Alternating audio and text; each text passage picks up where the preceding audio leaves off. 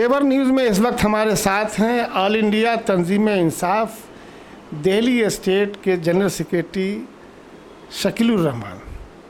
शकीलुर रहमान साहब, तेवर न्यूज़ में आपका इस्तकबाल है। बहुत बहुत शुक्रिया। सबसे पहला सवाल ये है कि आपका एक पुराना तजर्बा है, मुशाहिदा है, आप बहुत सी तंजीमों से जुड़े रहे हैं। इन दिनों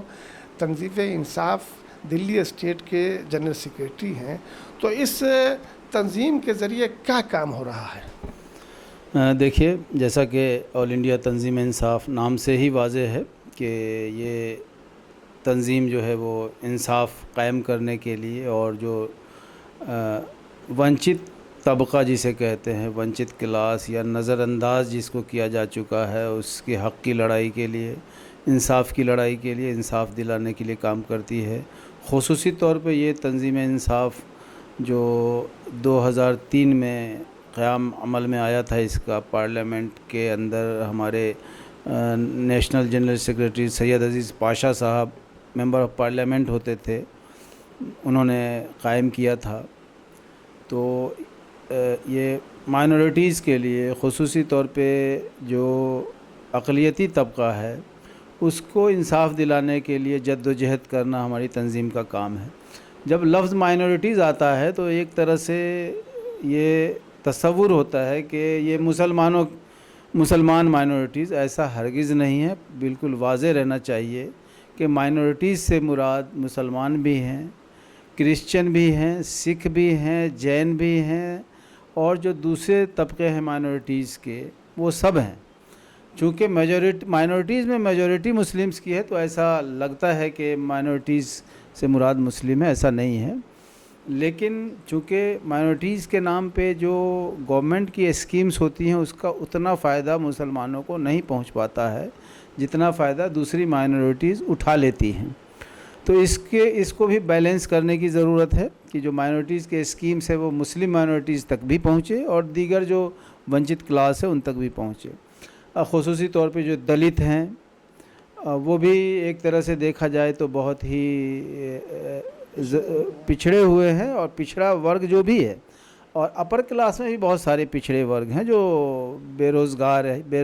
हैं और गरीब हैं, तो वो भी एक तरह से वंचित क्लास हैं। तो इसको हम एक छोटे से फ्रेम में क़ैद नहीं करना चाहते हैं कि ऑल इंडिया तंजीम इंसाफ सिर्फ़ इनके लिए काम करती है, बल्कि इंसाफ का मतलब ही होता है कि जिनको इंसाफ की ज़रूरत है उनको मिलना चाहिए। अच्छा, ये बताइए कि आप एक ज़माने में आम आदमी पार्टी से भी जुड़े रहे और बहुत काम भी उस पार्टी के लिए आपने किया। मैं किसी ख़ास व्यक्ति का नाम लेना नहीं चाहता हूँ, मगर ये बताइए कि जो केजरीवाल जिस विचारधारा के साथ आगे बढ़े थे 2014 में 15 में, तो क्या आज भी उस विचारधारा पर कायम है या कुछ तब्दीली आई है? देखिए, केजरीवाल साहब ने जिस नारा के साथ शुरुआत किया था उससे वो बिल्कुल यू टर्न ले चुके हैं। आपने देखा होगा कि केजरीवाल साहब ने सबके लिए इंसाफ, सबके लिए रोज़गार और सबके लिए जो उनके हुकूक़ हैं उनकी बात की थी। लेकिन आज जब जीतने के बाद वो अपने तमाम वादों को भुला चुके हैं और जिस तरह से उन्होंने रोल प्ले किया है वो बिल्कुल वाज़ेह हो चुका है कि ये आरएसएस की बी टीम है कि जहाँ जहाँ पे भाजपा कमज़ोर नज़र आए तो वहाँ वहाँ पे केजरीवाल एंड कंपनी को आगे कर दो, ताकि वो जो वोट है, जो बीजेपी से नाराज़ वोट है, वो केजरीवाल के झोली में आ जाए और इनडायरेक्टली फिर संघ जो है वहाँ हुकूमत करे। इसी का मोहरा है केजरीवाल आरएसएस की बी टीम है, इसमें कोई शुबा नहीं है। इसकी बहुत सारी मिसालें हैं। एक ज़िंदा जावेद मिसाल जो कोरोना में हुआ, केजरीवाल साहब ने कोरोना को मुसलमानों पे थोपने की जो कोशिश की और जिस तरह से मुसलमानों को बदनाम करने की कोशिश की, वो कोई भी ईमानदार लीडर नहीं कर सकता है। कोई भी इंसाफ पसंद लीडर ये नहीं कह सकता कि कोरोना फैलाने में मुसलमान तंजीमों का रोल रहा है, और उन पे उन्होंने भरपूर कार्रवाई की और उनको जेलों तक पहुंचाया और जेलों से तमाम लोग बाइज़्ज़त बरी हुए। तो अगर वो लोग बेकसूर थे तो इनको जेलों तक पहुंचाने का काम, सलाखों के पीछे डालने का काम केजरीवाल ने किया, और बग़ैर स्टेट की मर्ज़ी के कोई FIR नहीं होता है। तो केजरीवाल साहब ने मुसलमानों को बदनाम करने के लिए बाकायदा उन्होंने प्रेस कॉन्फ्रेंस करते थे और उसमें बताते थे कि तबलीगी मरकज़ से रिलेटेड ये इतने केसेस हैं और मरकज़ से अलग ये केसेस हैं। गोया कि कोरोना को फैलाने का काम मरकज़ के लोग कर रहे हैं, तबलीगी जमात के लोग कर रहे हैं। तो एक तंजीम को जितना बदनाम पूरी दुनिया में और पूरे हिंदुस्तान में ख़ुसूसी तौर पे बिरादरान वतन के सामने किया केजरीवाल ने, ये एक संघ का एजेंडा ही हो सकता है, एक ईमानदार इंसान नहीं हो सकता। दूसरी मिसाल दिल्ली दंगों की आप देख लीजिए कि दिल्ली दंगों में जिस तरह से कत्लेआम हुआ है मुसलमानों का, और तमाम के तमाम CCTV फुटेज गायब कर दिए गए। मैं ये जानना चाहता हूँ कि कोई CCTV फुटेज, हज़ारों CCTV लगे हुए हैं पूर्वी दिल्ली में, और जहाँ जहाँ दंगा मुतासर इलाका है वहाँ लगे हुए हैं, वो तमाम के तमाम CCTV फुटेज को गायब करके और अदालत में कोई सबूत नहीं दिया गया ताकि ये पता चले कि असली दंगाई कौन है। और फिर वही खेल, गंदा खेल शुरू होता है कि मुस्लिम नौजवानों को दंगों में फंसा करके और उन सबको सलाखों के पीछे डाल दिया गया। अगर वो CCTV फुटेज मौजूद होता और केजरीवाल एंड कंपनी के ज़रिए गायब नहीं कराया जाता तो दूध का दूध और पानी का पानी हो चुका होता अब तक, और पता चल चुका होता कि दंगाई कौन है और मज़लूम कौन है और जालिम कौन है। लेकिन यहाँ भी मुसलमानों को जालिम बनाकर पेश करने की कोशिश की गई। तीसरी मिसाल जो है वो केजरीवाल की है, वक्फ जायदादों पे जो कब्रिस्तानों पे कब्ज़ा मुसलसल जारी रहा और वो कब्ज़ा होता रहा मुख्तलिफ़ जगहों पे कब्रिस्तान पे, 1 2 3 4 5 6 7, ये एक लंबी फहरिस्त है जहाँ कब्रिस्तान पे और वक्फ जायदादों पे केजरीवाल ने कब्ज़ा किया और कराया। उत्तम नगर की एक मिसाल थी जिस पे हम लोगों ने आंदोलन किया था और बाकायदा हम लोगों ने प्रोटेस्ट किया था आम आदमी पार्टी की ऑफ़िस में 2017 में, और इसके ख़िलाफ़ एहतजाज किया था। हम लोग एहतजाज कर रहे थे, हम लोगों को बाहर से बुला करके अंदर बुलाया गया कि बातचीत करेंगे वहाँ उनके मंत्री और MLA वगैरह, और वहाँ हम लोगों से मारपीट की गई। इसका मुकदमा भी चल रहा है 30 हज़ारी कोर्ट में। गोपाल राय मंत्री हैं और उनके 2 विधायक हैं, उनके ख़िलाफ़ हम लोगों से मुकदमा चल रहा है कि हम लोग जब एहतजाज जमहूरी तरीके से कर रहे थे, केजरीवाल के मुस्लिम विरोधी कामों की वजह से, कब्रिस्तान पे कब्ज़ा करने की वजह से, और हम लोगों को बातचीत के लिए बुलाया गया और हम लोगों पे उनके गुंडे, अंदर 50-60 गुंडे मौजूद थे जिन्होंने हमला कर दिया, जानलेवा हमला हम लोगों पे किया। हमारे साथी को चोटें आई हैं, उसका MLC हुआ है, अदालत में केस चल रहा है। तो इंसाफ का जो पैमाना है वो केजरीवाल का, वो संघ के इशारे पे चलता है कि उसे कौन सा काम कहाँ करना है।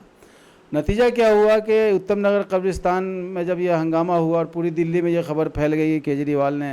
कब्ज़ा करवा दिया और बाकायदा अपने डिपार्टमेंट का बोर्ड लगवा दिया वहाँ पे, तो उनके विधायक जो ओखला के उस टाइम के भी वक्फ बोर्ड के चेयरमैन थे अमानतुल्लाह खान साहब, उन्होंने वीडियो बनाकर ये वादा किया था और सरकार की तरफ से ये बयान दिया था कि डिपार्टमेंट को जो लैंड स्टेटस है वो कन्वर्ट करने के लिए हिदायत दे दी गई है। अब 15 दिनों में कब्रिस्तान फिर वापस मिल जाएगा। तो वो 15 दिन जो है वो 15 महीने हो गए और आज तो तकरीबन 5 साल से ज़्यादा अरसा गुज़र गया है, लेकिन वो सिर्फ बयानबाजी ही साबित हुआ और आज उसके चेयरमैन तो सलाखों के पीछे हैं और उत्तम नगर कब्रिस्तान पे को आज तक वापस नहीं मिला है कि वहाँ तदफीन फिर से शुरू की जा सके। अच्छा, ये बताइए कि अभी वक्फ के बारे में या वक्फ की जायदाद के बारे में आपने कहा, और ज़ाहिर है कि अमानतुल्लाह खान अभी किसी केस में जेल में है, तो ये अमानतुल्लाह खान का कोई ये पहला मामला नहीं है कि वो जेल गए हैं या जेल से बाहर हैं, इससे पहले भी वो आते जाते रहे हैं, तो इसके पीछे क्या कारण है?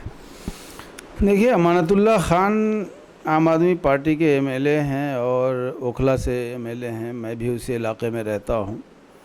लेकिन उन पे चूँकि इल्ज़ामात बहुत सारे आए हैं। अमानतुल्लाह खान पे जितने भी इल्ज़ामात हैं वो है बदउनवानी के, उसमें वक्फ बोर्ड के पावर को का मिसयूज़ करना, वक्फ बोर्ड की जायदादों को कौड़ी के भाव किसी के हवाले कर देना, اور وقف بورڈ میں اپنے نزدیکی رشتہ داروں کو اور اپنے پارٹی کے لوگوں کو کی بھرتی کرنا، اس طرح کے الزامات ہیں جو آلریڈی گورنر صاحب ایل جی صاحب کے آرڈر سے انکوائری بھی چل رہی ہے اور اس کی جانچ بھی ہو رہی ہے اور مقدمہ بھی ہوا ہے۔ تو امانت اللہ خان کی گرفتاری اس وجہ سے نہیں ہوئی ہے کہ انہوں نے کوئی بہت بڑا کام انجام دے دیا ہو قوم کے لیے، کہ وہ قومی لیڈر ہیں اس وجہ سے ان کی گرفتاری ہوئی ہے، بلکہ ایک بے ایمان کی حیثیت سے گرفتاری ہوئی ہے، ایک بدعنوان کی حیثیت سے گرفتاری ہوئی ہے، اور اس حیثیت سے گرفتاری ہوئی ہے کہ اس پہ طرح طرح کے الزامات ہیں۔ تو اس کی عدالت فیصلہ کرے گی اور جانچ ہو رہی ہے آلریڈی، تو ہم اس کا انتظار کریں گے، چونکہ وقف بورڈ جو ہوتا ہے وہ کسی کی جاگیر نہیں ہوتی ہے۔ وقف بورڈ ایک وہ امانت ہے ملت کی جس کا وہ پہرے دار ہوتا ہے۔ جو وقف بورڈ کا ذمہ دار ہوتا ہے وہ وقف جائیداد کا پہرے دار ہوتا ہے۔ تو پہرے داری میں کہاں غلطی کی گئی ہے اس کی جانچ ہونی چاہیے، اور اگر یہ ثابت ہوتا ہے تو اس کی جو سزا قانون میں موجود ہے وہ ملنی چاہیے، اور اگر سزا ثابت نہیں ہوتا ہے تو باعزت بری ہونا چاہیے۔ لیکن جس طرح سے پیش کیا جا رہا ہے کہ یہ چونکہ قوم کے لیے بہت کام کر رہے ہیں تو اس لیے ان کے خلاف ہو رہی ہے جانچ، تو میں یہ پوچھنا چاہتا ہوں کہ کوئی ایک کام بتا دو امانت اللہ خان کا جو انہوں نے قوم کے لیے اور دلی کے لیے کیا ہو۔ میں ایک کام پوچھ رہا ہوں آپ سے، بہت سارے کام نہیں پوچھ رہا ہوں۔ یہ دوسرا ٹرم ہے ان کا، یہ 7واں سال ہو چکا ہے، 7 سال سے ہیں لگاتار MLA۔ مجھے ایک کام بتائیے، اماموں کی تنخواہ یہ اس طرح سے ان کو دیتے ہیں 2 سال 3 سال پہ رولا کر کے۔ مجھے یہ بتائیے امانت اللہ خان صاحب کی تنخواہ اگر MLA کی روک دی جائے 3 سال 2 سال تو ان کا گھر کیسے چلے گا؟ چونکہ میرے علم کے حساب سے دوسرا ذریعہ آمدنی تو ان کی بھی نہیں ہے، اگر ہے تو بتائیں وہ کہ ان کا یہ فلاں کاروبار ہے، تو وہ بھی کہتے ہیں کہ میرا کوئی کاروبار نہیں ہے، تو 3 سال تک اگر ان کی تنخواہ نہیں ملے تو پھر ان کا گھر کیسے چلے گا؟ تو اماموں کو انہوں نے استعمال کیا ہے، اپنے ووٹ بینک کے طور پہ استعمال کرتے ہیں، ان کو ڈرا کر کے، ان کو ستا کر کے۔ تو اماموں کی عزت اور آبرو کا خیال رکھتے ہوئے، ان کا احترام کرتے ہوئے، اماموں کی تنخواہ جو نہیں دے پا رہا ہو اس کو یہ کہا جائے کہ یہ قوم کا شیر ہے اور قوم کا بہادر ہے، تو ایسا بہادر اس قوم کو نہیں چاہیے۔ اس لیے ان پہ جو الزامات لگائے گئے ہیں اس کی جانچ ہونی چاہیے، جلد از جلد اس کیس کا نپٹارہ بھی ہونا چاہیے۔ یہ ہم درخواست کرتے ہیں LG صاحب سے، اور عدالت سے بھی ہم چاہیں گے کہ جلد از جلد ان سب کیسوں کا نپٹارہ ہو تاکہ دودھ کا دودھ اور پانی کا پانی ہو سکے۔ ابھی ہمارے ساتھ تھے آل انڈیا تنظیم انصاف کے جنرل سیکریٹری دلی اسٹیٹ کے شکیل الرحمان صاحب۔ شکیل الرحمان صاحب نے بہت وستار سے دلی کی سرکار اور دلی کا وقف بورڈ اس پہ بات کی، اور کس ایک طرح سے انہوں نے وہاں کی سرکار کو کٹگھرے میں کھڑا کیا کہ وقف کے معاملے میں یا وچار دھارا کے معاملے میں کیجریوال سرکار بھٹک گئی ہے۔